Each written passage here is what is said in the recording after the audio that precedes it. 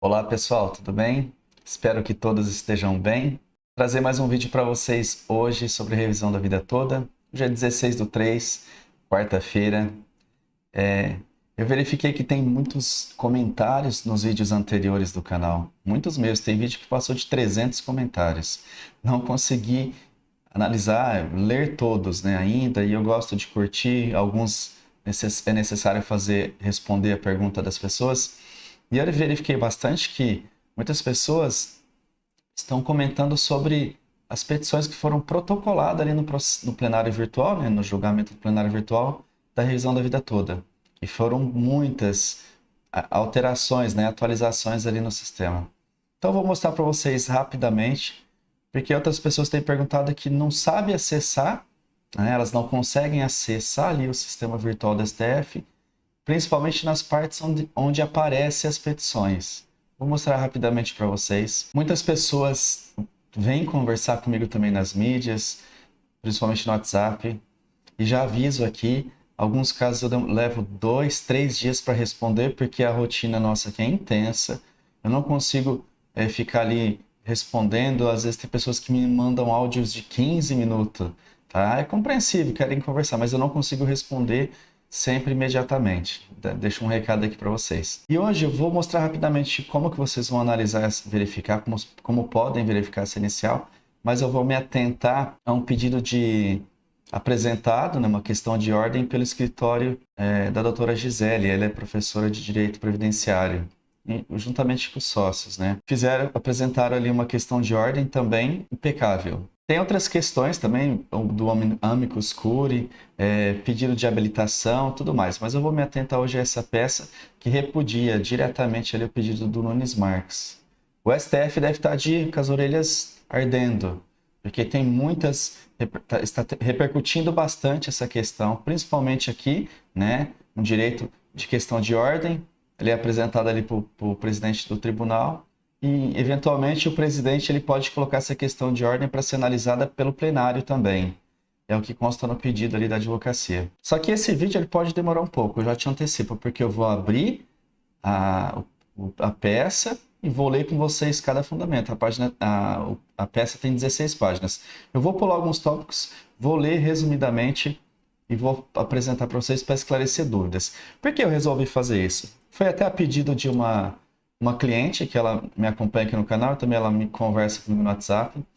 Ela tá, de fato, né, pelo menos ela está inconformada com esse pedido de destaque, e ela vem pesquisando bastante, tudo que é possível, tudo que pode ser feito, e aí ela conseguiu verificar essa última petição que foi protocolada ontem. Ela leu e ela falou: doutor Alex, só tenta trazer para o canal, que tem bastante orientação ali, pode ser uma boa. Então eu vou fazer isso. E principalmente, esse canal, ele é um canal público, ele alcança muitas pessoas, ele alcança muitos aposentados, principalmente, que são os legitimados, que são interessados ali no resultado desse processo, desse julgamento.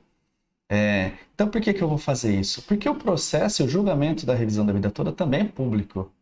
Vou mostrar aqui para vocês. Se vocês verificarem aqui, vou ali aumentar, ó, processo eletrônico público. Então, tudo que eu apresentar aqui para vocês, eu posso abrir peça, pode ter dados, é público. Qualquer um pode acessar essas informações, tá?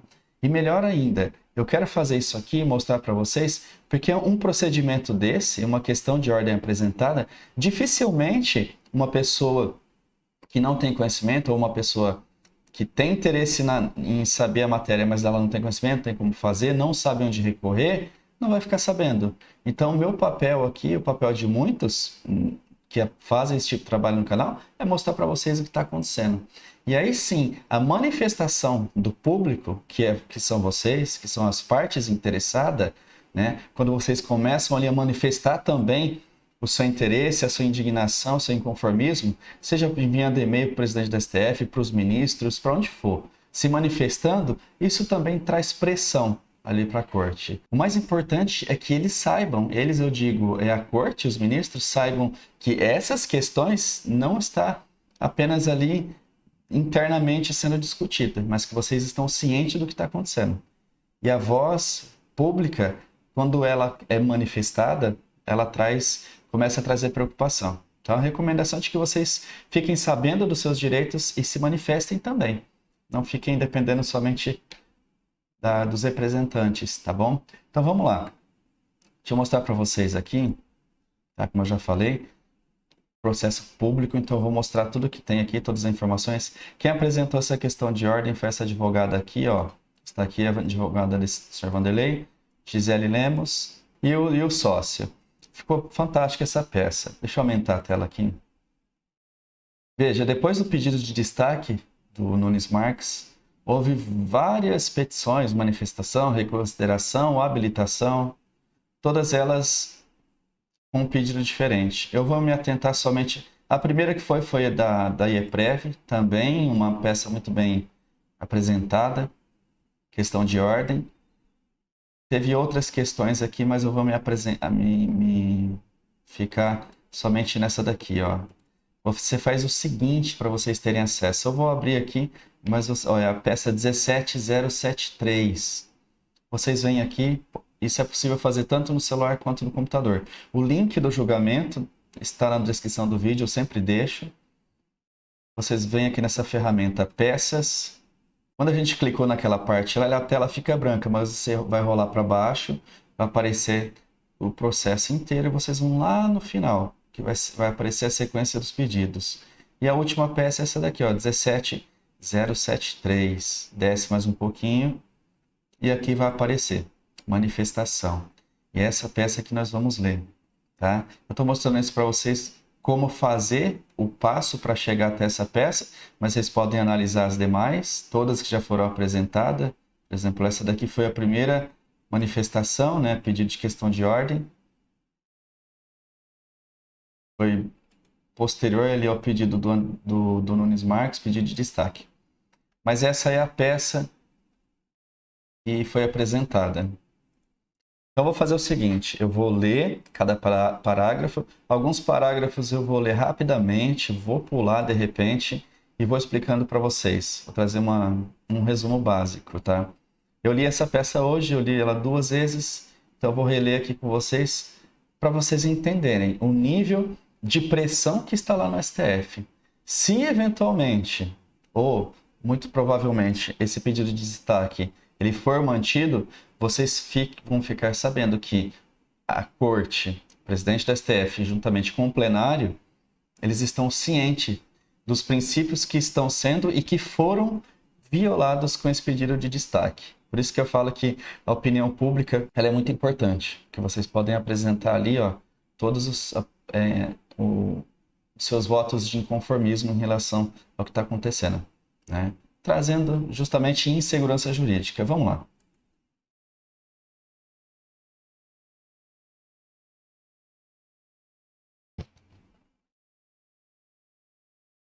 Toda peça tem a qualificação, né? Eminente ministro, presidente do Supremo, do STF, e eminentes ministros e ministras do colegiado. Então, ela já direciona a peça para o presidente, isso está lá no artigo 13 do Regimento Interno, para o presidente do STF, e o presidente, eventualmente, ele pode colocar essa questão de ordem para ser apreciado pelo plenário. Já está ali já na qualificação. Presidente do STF, ministros e ministras do colegiado. Qualificação deles, questão de ordem, tendo em vista a circunstância... Deixa eu aumentar a tela aqui. As circunstâncias, o pedido de destaque feito pelo ministro Nunes, dia 8/3, a despeito da maioria afirmada na sessão de julgamento retomada em 25/2 no plenário virtual, após o fundamento de desempate exarado pelo ministro Alexandre de Moraes. O ministro Alexandre de Moraes apresentou o voto lá no final, né, abriu o plenário virtual dia 25, ele apresentou o voto, dia 8 o Nunes pediu destaque. Então, exarado pelo pedido de desempate pelo ministro Alexandre de Moraes. Olha o que consta nessa peça aqui. Pedido de destaque em abstrato, pedido de destaque em concreto, abuso de direito, preclusão lógica e consumativa, violação do dever de fundamentar, violação do princípio do juiz natural e do desprezo à colegialidade, do esgotamento da prestação jurisdicional parcial consubstanciado no exercício da relatoria e da imperativa manutenção do voto do ministro relator. Eles apresentaram aqui, ó, 7 questões, 7 princípios, digamos assim, que foram violados. Vamos ali, ó. 2. Razões. A possibilidade do ministro relator liberar para julgamento o recurso extraordinário com repercussão geral, reconhecida em ambiente eletrônico, cuja matéria tem a jurisprudência dominante no âmbito do STF, foram instituídos por meio de emenda regimental, né, regimento interno. Então, o que está dizendo aqui? A possibilidade de julgar no plenário em ambiente virtual, eletrônico, foi disposta ali no regulamento interno, né, de 2019. Mais tarde, foi mantida por meio de edição de emenda, né, em 2020. Alterou a redação do artigo anterior para aperfeiçoar o procedimento e permitir o exercício substantivo da jurisdição constitucional, como vamos ver adiante. Vai ser bem relatado, perfeito. Vou fazer questão de ler parágrafo por parágrafo, tá? Então, de repente, aí as pessoas que costumam fazer críticas, já peço aí uma gentileza, porque vai demorar, de repente não precisa continuar o vídeo, tá? No caso em tela, 28/8/2020, o tribunal reputou constitucional a questão. Decidiu pela existência de repercussão geral. Foi quando entrou, foi o primeiro ato ali no plenário virtual. Reconheceu a repercussão geral, pronto, foi indicado, né? Ele foi iniciado e foi indicado como representativo de controvérsia. Aí surgiu o tema 1102, apelidado de revisão da vida toda. Aqui trata a tese. Essa parte aqui fala também da aplicação da regra mais favorável. O plenário virtual é um instrumento novel de viabilização da prestação jurisdicional pelo excelso STF, revelou-se, nos termos da referida emenda regimental, ambiente possível para afirmar a tese que obtivesse maioria no julgamento virtual. Item 1. Do pedido de destaque em abstrato. Diante da necessidade da preservação do caráter democrático e deliberativo da colegialidade, é notável distinção do alcance do debate substantivo, mais amplo no plenário presencial ou telepresencial. Reservou-se os ministros o direito e prerrogativa do pedido de destaque, por meio da redação dada do artigo 3º, artigo 21 do Regimento Interno do STF e emenda regimental 53. Aí diz o seguinte, parágrafo 3º, no caso de pedido de destaque feito por qualquer ministro, o relator encaminhará o processo ao órgão colegiado competente para julgamento presencial com publicação de nova pauta. A norma que ganha estado regimental passa a prever a retirada de julgamentos no ambiente virtual em razão do pedido de destaque. Estou lendo rápido, justamente para não demorar muito, tá? Não se confunda com a norma análoga da já mencionada Resolução 642, que regulamenta a sessão virtual editada junto à emenda. Ou seja, a Resolução 642 impede, em tese, que os processos com pedido de destaque seja feito pelo ministro ou por qualquer parte tenha o julgamento virtual iniciado. Somente a emenda 53 passou a permitir que o pedido de destaque se dê durante o julgamento, ainda que sem definir até o momento, presumindo-se em qualquer momento antes de seu encerramento.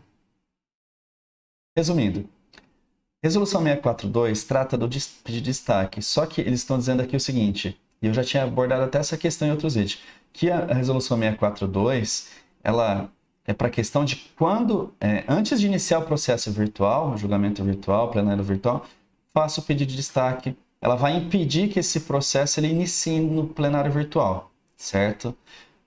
A emenda regimental 5320, o regimento interno, ela prevê, né, passou a admitir que o destaque ele se dê durante o julgamento do plenário virtual. Só que ela foi omissa, né, o artigo do regimento. Ele não demonstrou quando que deveria ser feito, antes, durante ou no final do processo. Não está claro isso. É o que eles estavam dizendo nessa questão aqui. Né? Presumindo-se que em qualquer momento antes de seu encerramento, sem prever artifícios que viessem a testar a credibilidade do tribunal, ou sua compatibilidade com as premissas constitucionais. Está sendo questionado aqui que essa questão está colocando em xeque a credibilidade do tribunal, né? E a compatibilidade com outras normas processuais. O pedido de destaque se revela instrumento importante, possível, direito e prerrogativa dos ministros. Tá? Regimentalmente previsto, está previsto no regimento interno, Direito e prerrogativa que tem a função de fundamentar a deliberação e uma colegialidade substantiva em temas decisivos, assim entendido à luz da legítima discricionariedade de cada ministro. Muitas pessoas questionaram o pedido de destaque logo quando saiu.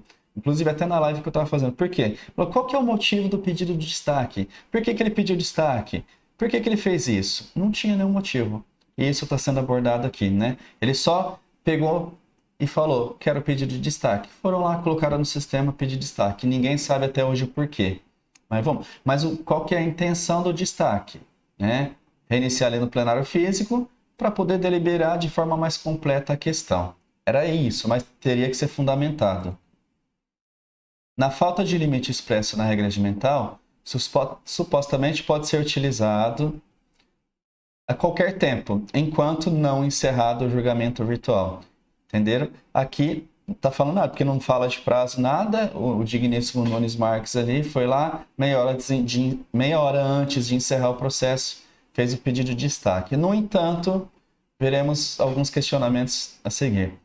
Tratando-se de procedimento em construção, ou seja, dado seu renascimento em 2019, alteração no ano seguinte e experiência curta de vigência que revela sua aderência e necessidade de aperfeiçoamento, faz-se absolutamente necessário submeter o sentido, a extensão e os limites do exercício do direito de pedido de destaque às balizas do direito constitucional processual, que não podem ser reféns no Estado democrático de direito, do qual são baluartes, defensores e protetores justamente os eminentes ministros do STF, do direito processual constitucional.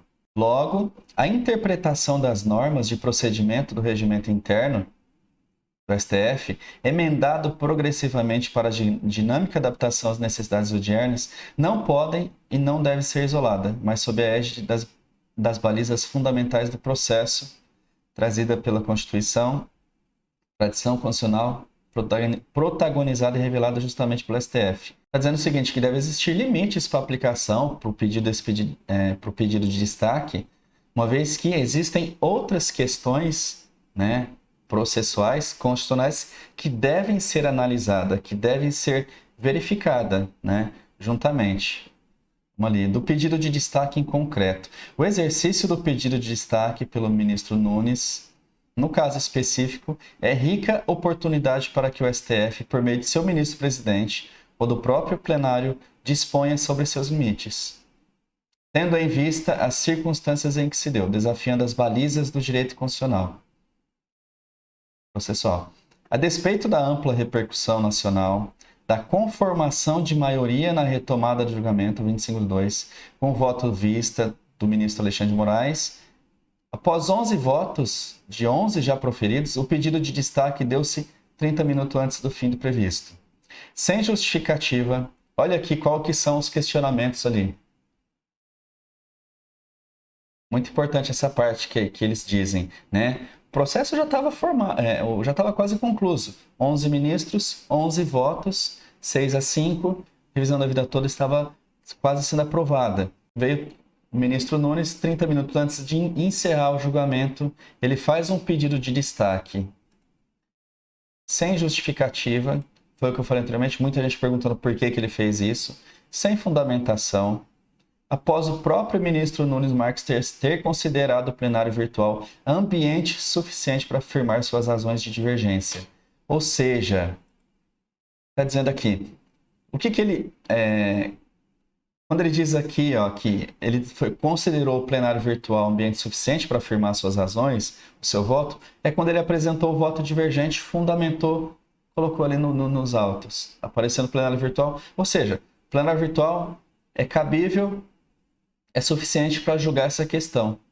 Apresentou o voto dele. Lá no final, ele vem isso daqui e apresenta o pedido de destaque.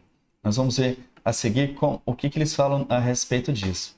A circunstância é agravada pela possibilidade regimental de, com a medida, retomar-se o julgamento presencial, desprezando-se o voto do ministro relator competente por distribuição. Se já houver exercício tal. já tinha aplicado o voto dele. Vamos lá, final. Suscitando dúvida razoável quanto à possível intenção deliberada de alterar o resultado do julgamento, né? E isso que eu falei que nós ia chegar até ali. Porque 30 minutos antes de finalizar o processo, ele pede o destaque, então suscita uma dúvida razoável, como eles estão dizendo ali, quanto à possível intenção deliberada de mudar os votos, o resultado, né? Que aí, se começar de novo, podemos ter novos votos apresentados e diferentes do que o atual. Com o devido respeito ao direito regimental do ministro Nunes, que se valeu do silêncio do regimento quanto aos seus limites, né? Porque ela não fala até quando pode fazer o pedido de destaque, é de suscitar a questão de ordem. O artigo 13 fala isso, que ele deve ser, questão de ordem, ela deve ser endereçada para o presidente do STF e ele pode até apresentar ali para o plenário para analisar a questão. O vídeo está ficando longo, gente, eu sei, né? Geralmente eu não gosto de fazer vídeo muito longo, mas vocês começam a perceber como que é importante essas informações para vocês ficarem sabendo e pressionar o STF. A opinião pública é muito importante. Tenho certeza, já teve questão de ordem da EPREV, essa questão aqui, muitas petições também repudiando a decisão ali. Com certeza, esse pedido aqui, ele pode ir até para o plenário físico. E, de repente, acredito que o Fux ele não vai analisar sozinho, ele pode colocar essa questão no plenário e isso pode surtir efeito sim, tá? Não está tudo acabado, não. Uma questão é que isso vai ser analisado lá no plenário físico, né, quando for iniciado. Nós só não sabemos quando será iniciado o plenário físico. 3. Do abuso de direito. A teoria geral do ato jurídico engendrou os baldrames. Essa é a linguagem jurídica, né? Ela é bem completa, bem robusta, né? Da configuração do abuso de direito. Pressupõe-se a titularidade do direito, seu exercício regular, o rompimento dos limites impostos, a violação do direito alheio e o nexo de causalidade. O ministro Nunes Marques, indubitavelmente, é titular do direito de pedir destaque.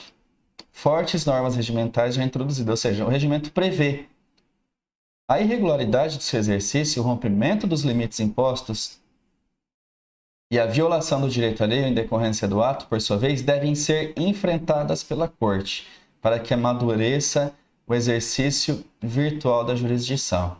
Ou seja, e a gente até comentou isso anteriormente, o Nunes não cometeu nenhum ato ilegal, né? O regimento interno prevê isso. Porém, foram rompidos limites e trouxe violações de outros princípios e questões processuais. No exercício que se revela abusivo do direito de destaque, o ministro Nunes já havia consentido com a adequação do plenário, já apresentou o voto. Tanto é que não pediu destaque da matéria quando apresentou o voto divergente. Qual que é a pegada aqui? Ora, o Nunes, a alegação do Nunes é de que o pedido de destaque é para trazer o processo para o plenário físico, uma maior deliberação, entendimento da matéria. Ele deveria ter feito isso, então, no começo. É isso que eles estão falando aqui.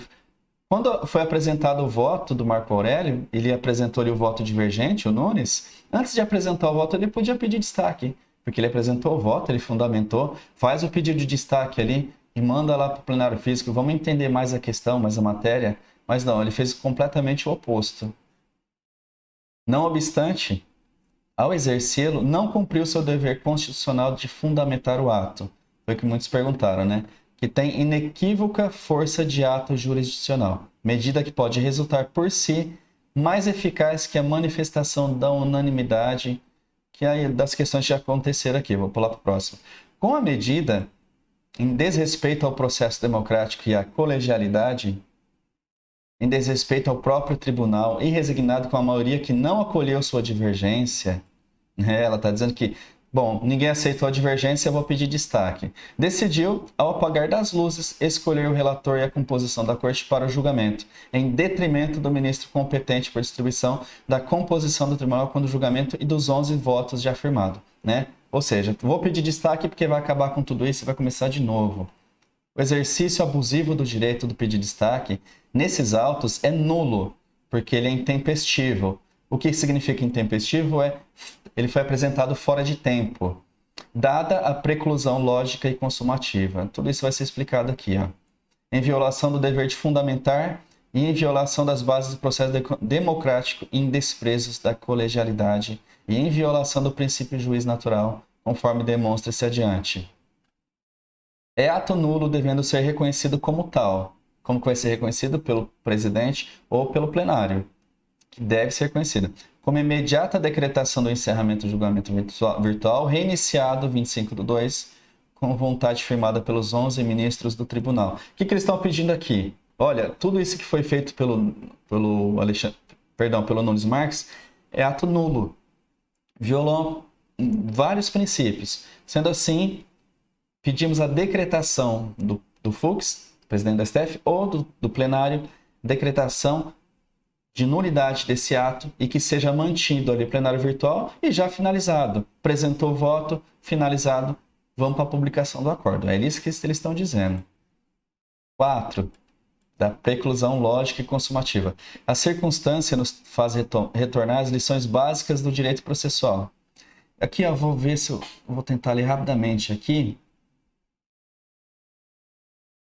Aqui questiona o seguinte, quando o Nunes apresentou o voto, ele deu a entender que o plenário virtual era suficiente para fazer o julgamento, né? Aí depois ele veio sem justificativa e fez o pedido de destaque. Aí tem aqui, que é mencionado aqui um grande jurista, que para que o processo possa seguir em frente, sempre adiante, é preciso que se criem mecanismos destinados a impedir a repetição da prática de atos processuais. E com o pedido de destaque, isso está acontecendo, né? Não está sendo impedido. Ou o retorno a fases e atos já praticados, evitando com isso contradições e círculos viciosos na tramitação processual. Marinoni, aí que tem toda a da onde foi tirado esse trecho.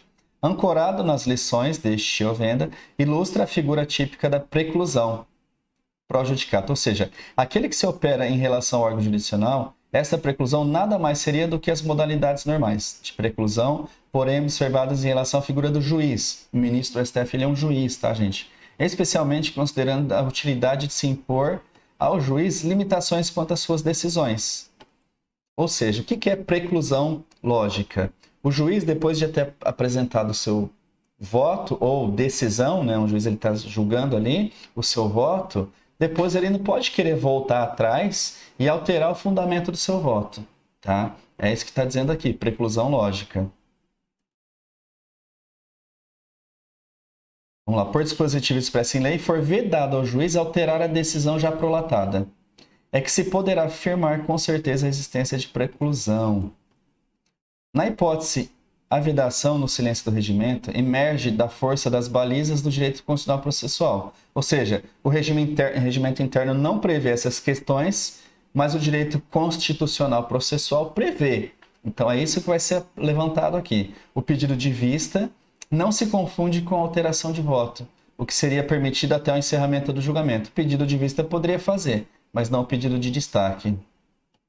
Mas a modulação e reeleição deliberadas do juiz natural e da composição do tribunal, em que implica o pedido de destaque, sem fundamentação e sem alteração de voto após todos os votos do colegiado, é prática novel absolutamente incompatível com o espírito democrático dos princípios constitucionais processuais. Eles disseram o seguinte: o regimento interno é omisso, não está prevendo nada disso, mas tudo que foi feito até aqui pelo pedido de destaque do ministro Nunes está violando os princípios constitucionais processuais. E isso deve ser considerado pelos ministros do STF, que são guardiões desses princípios constitucionais. É isso que está sendo dito aqui. Oportuna a fundamentação da Comissão de Seguridade Social da OAB. Diz aqui, ó, a preclusão consumativa vincula, sem dúvida e de maneira frequente no processo, tanto as partes como o julgador, sendo unânime a posição de que aqui o termo de preclusão, pró-judicato, alcança seu mais amplo espaço. No que toca à preclusão consumativa para o magistrado, resta deduzido que, tendo emitido pronunciamento através do qual julgou alguma questão, está exaurido o seu poder de voltar no assunto. Ah, já apresentei meu voto. Vamos lá, vou pedir o destaque, volta tudo. Não, preclusão consumativa. É isso que está sendo argumentado aqui. Essas informações aqui, eu vou pular. Olha essa parte aqui, ó. Então se configura cenário de preclusão consumativa e mesmo lógica, ao passo que não há fundamento técnico que autorize o pedido de destaque de quem já votou a partir das razões sobretidas. Nessa quadra surge o questionamento de qual seria a utilidade de um pedido de destaque. Perfeito, né, gente? Se todos os votos já foram proferidos, tendo sido formada a maioria a favor de uma tese, tendo os julgadores entendido que seria sim possível um encaminhamento de votação pelo ambiente virtual, inclusive o ministro que suscitou o destaque. Evidentemente que a ratio da questão envolve a aplicação do macro princípio processual da segurança jurídica, no seu contexto de previsibilidade e da própria imparcialidade que exige do julgador da causa, independentemente da instância que atue. Por tais razões, tendo em vista, tá quase no final, tá, gente? Mas é muito importante vocês ficarem por dentro de tudo isso. Por tais razões, tendo em vista a aceitação tácita e efetiva do ambiente virtual com a apresentação do voto divergente, ou seja, ele apresentou o voto, o Nunes Marques, aceitativa tácita. Plenário virtual é apto para fazer esse julgamento. Pelo ministro Nunes Marques, deve ser reconhecida a nulidade do intempestivo e contraditório pedido de destaque e decretado o encerramento do julgamento virtual com aproveitamento dos 11 votos já proferidos. Da violação do dever de fundamentar. Vou fazer o seguinte, eu vou pular, porque aí senão fica muito longo mesmo. Da violação do direito de fundamentar. Quando ele fez o pedido de destaque, ele deveria ter fundamentado, ele deveria ter apresentado ali, feito um relatório e dito por que ele tinha a intenção de apresentar o voto de destaque. Tá? Eles estão dizendo isso aqui, inclusive onde consta isso no direito, que está lá na Constituição. Vamos para essa parte aqui, ó. O ato jurisdicional, ainda que procedimental, regimento interno, inclusive, assim como qualquer ato administrativo típico ou atípico, deve ser motivado, especialmente na aguda hipótese de suprimir ou contradizer ato já realizado, voto já apresentado, no caso, o voto divergente dele, ou de impor efeito de anulação a 11 votos seu e dos pares. Neste aspecto, impõe-se como baliza o dever de fundamentar, é aqui que eu iria chegar, princípio estruturante, está lá no artigo 93, inciso 9 da Constituição. Todos os julgamentos dos órgãos do Poder Judiciário serão públicos e fundamentados, todas as decisões, sob pena de nulidade.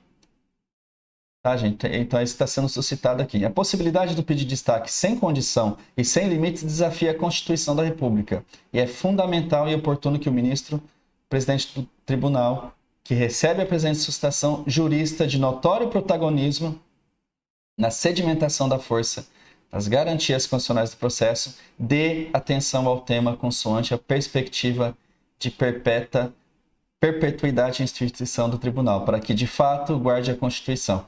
E não apenas guarde a instituição, sem impor limites às próprias e pontuais prerrogativas facilitadas pelo regimento que escreve sem perturbação do legislador ou da sociedade civil. O que ele estava dizendo aqui, gente? Que, inclusive, essa colega que falou sobre esse questão de ordem aqui, que os advogados deram um tapa na cara do Fux, né?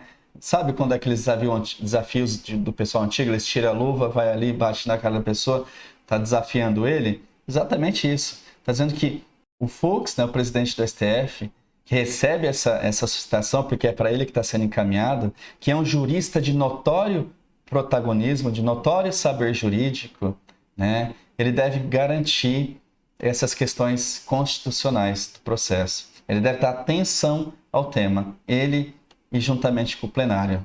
Fantástico o que eles alegaram aqui, hein? 6. Da violação do princípio do juiz natural.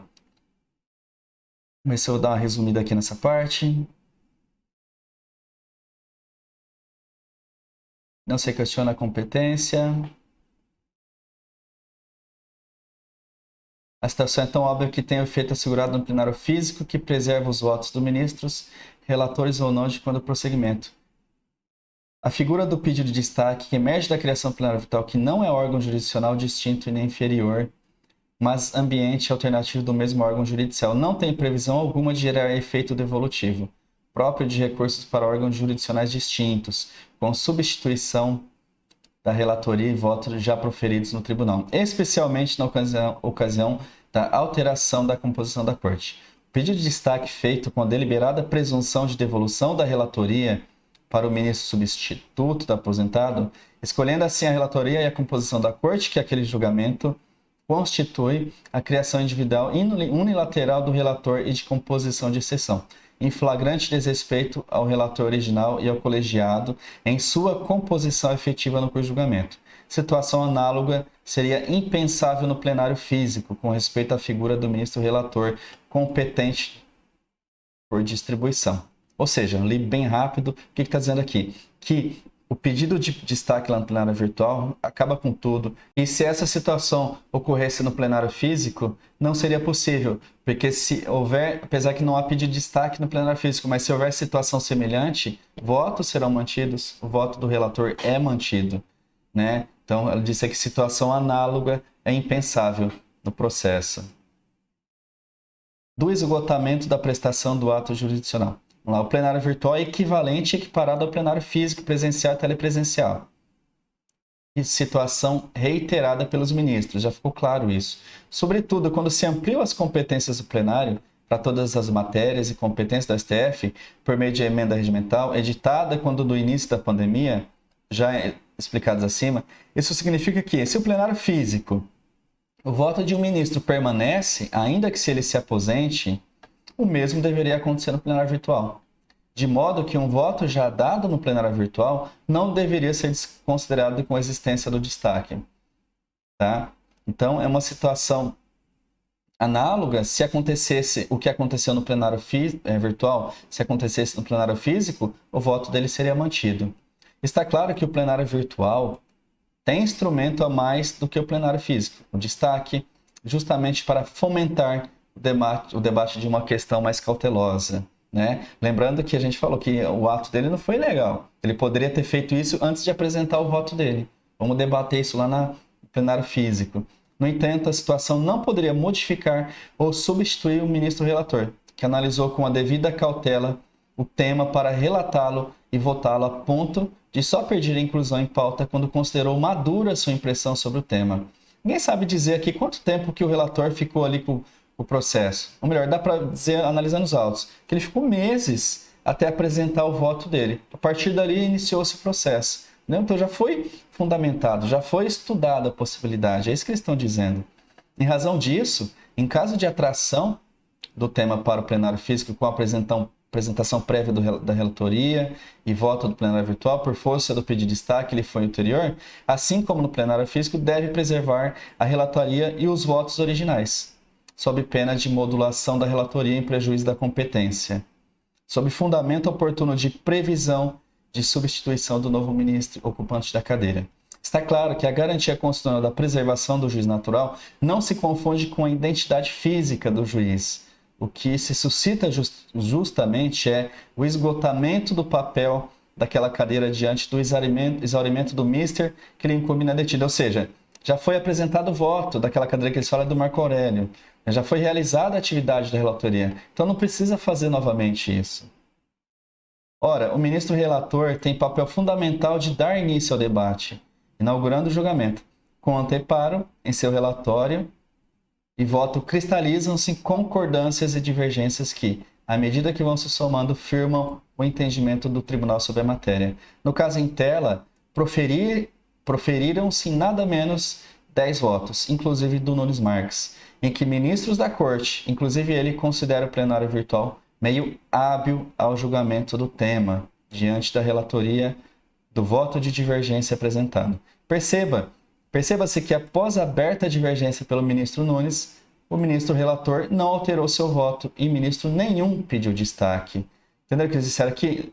Ele apresentou voto divergente lá atrás. O relator não alterou o voto dele e nenhum ministro pediu destaque. Inclusive, faltando o último voto, que era do Alexandre, pediu vista para analisar, para verificar as ideias, retornou o processo com o voto dele. Tá? Ou seja, a impressão de 10 ministros da corte e de sobremaneira a impressão do ministro relator original, competente por distribuição, estavam maduras em relação ao tema e não foram alteradas até o pedido de vistas formulado pelo ministro Alexandre. E durante as quase 2 semanas de duração da sessão retomada, voltou dia 25 e terminaria dia 8, o ministro Alexandre de Moraes, único que não havia amadurecido seu entendimento sobre a matéria, até então apresentou o voto, sem pedido de destaque, concluindo e encerrando, efeito que deveria ser lógico a este ponto, apresentados os 11 votos, o julgamento deveria ser encerrado por ali.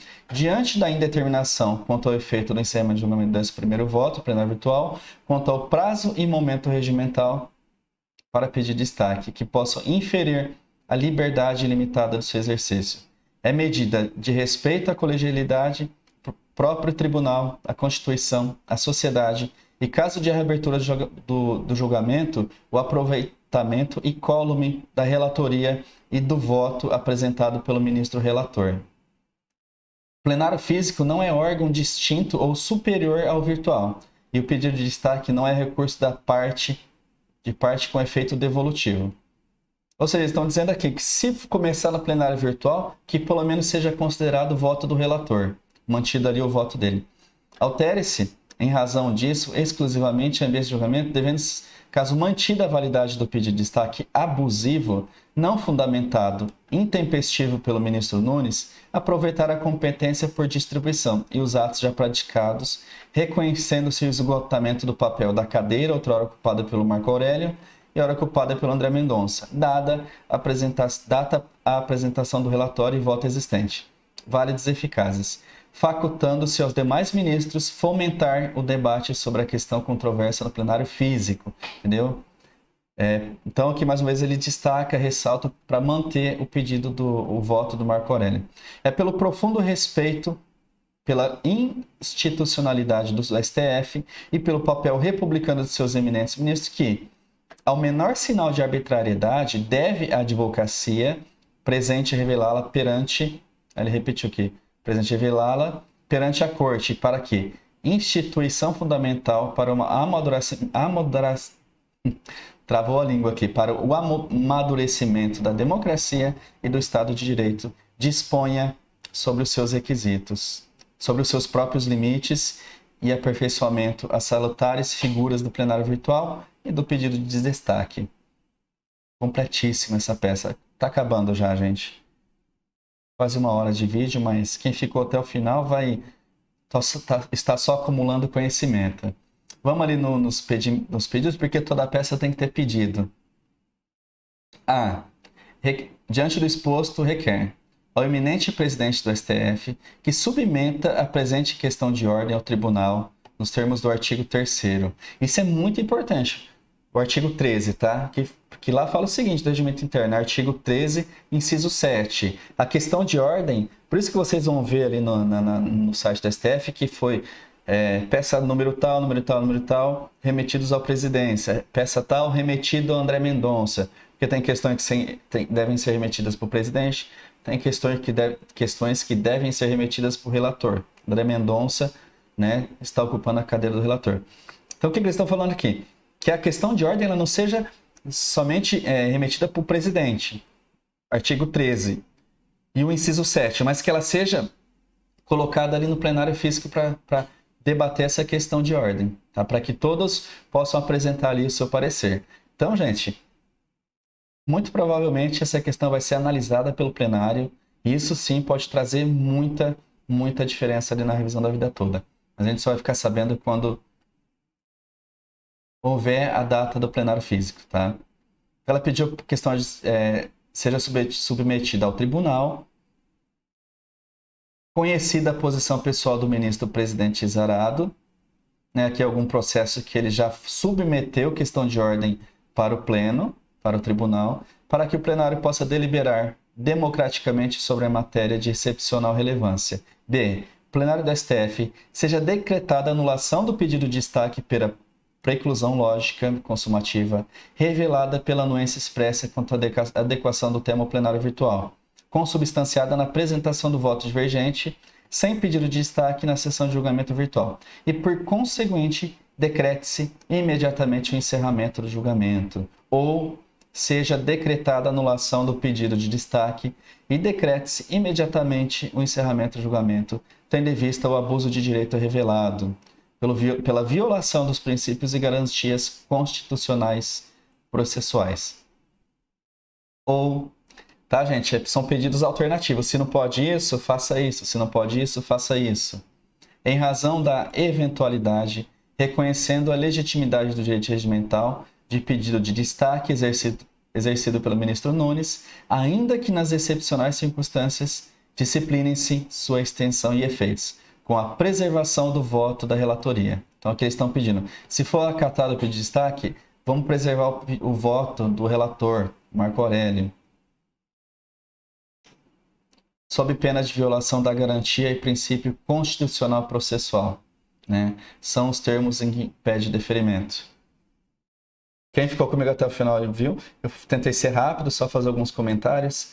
Eu mostrei para vocês como vocês fazem para baixar, para atualizar, para analisar essa peça e demais peças. Mas se vocês viram o que foi questionado ali, eu não estou desprezando o pedido da EPREV, que eu também não trouxe aqui na questão. Mas quando eu vi aqui desse escritório, foi fantástico. Esses escritórios, gente, são escritórios que estão há muitos e muitos anos atuando não só na área da revisão da vida toda, mas eles são da área previdenciária, mas eles atuam há muitos anos lá no STF, né? Estão sempre fazendo as defesas, então eles já têm muita experiência, muita prática jurídica nessas questões que envolvem o STF. Por isso que é gostoso de ler, interessante trazer essas questões para vocês. E o mais importante, muitas pessoas não teriam acesso a essas questões, a essa questão de ordem. Então, trago para vocês. Demorou o vídeo, não tem problema. Vocês podem fazer esse vídeo rodar mais rápido. A questão é que vocês ficaram sabendo o que foi violado e o que está sendo pedido. Agora, o que vai acontecer? Vai ser analisado lá no plenário físico, mas pelo pleno.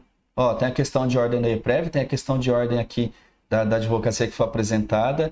E com base no artigo 13, inciso 8, eles estão pedindo para que seja suscitada a questão de ordem pelo pleno, que seja analisado pelo pleno. Opa, a gente tem que ficar ligado, o povo está atento, eles estão sabendo o que está acontecendo. Então, gente, muito pode acontecer.